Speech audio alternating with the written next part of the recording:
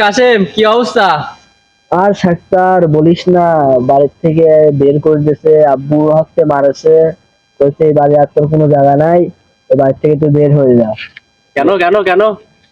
কাজ কাম করে নে, ঘুরে বেড়ায় খাই, এই জন্য মেরেছে। মামু বাড়ি থেকে বের হয়ে চলে এসেছি। ঠিক আছে, তো চিন্তা ভাবনা কি এখন, কি করবে? এখন চিন্তা ভাবনা আছে একটা ব্যবসা করবো। ঠিক আছে, ব্যবসাটা হচ্ছে খাই তামাক, এই গাঞ্জার ব্যবসা করবো। ঠিক আছে, গাঁজা গাঞ্জা, চাষ করবে, গাঁজা হ্যাঁ চাষ। গাঞ্জার গাছ লাগাবো, বাড়ির পাশে একটু জমি আছে, হ্যাঁ হ্যাঁ। ওই জমিতে গাঞ্জার চাষ লাগাবো। তো আমি তো শুনেছি কাসেম, গাঁজা চাষ করলে তো পুলিশ ধরে। আরে না, পুলিশ আমাদের ধরবে না। পুলিশকে আসলে বলবো যে গাঞ্জা খেলে স্বাস্থ্যের জন্য আরো উপকার, পুলিশ আমাদের ধরবে না। গাঁজা স্বাস্থ্যের জন্য উপকার, হ্যাঁ স্বাস্থ্য হ্যাঁ। ভালো রাখে। তুমি তো গাঞ্জা খাও না, সেজন্য গাঞ্জা আমরা খাই, আমরা জানি। তুমি একদিন আমাদের সাথে আসে থাকতে আর খাওয়া মনে দেখে নে, গাঞ্জা স্বাস্থ্যের জন্য কি।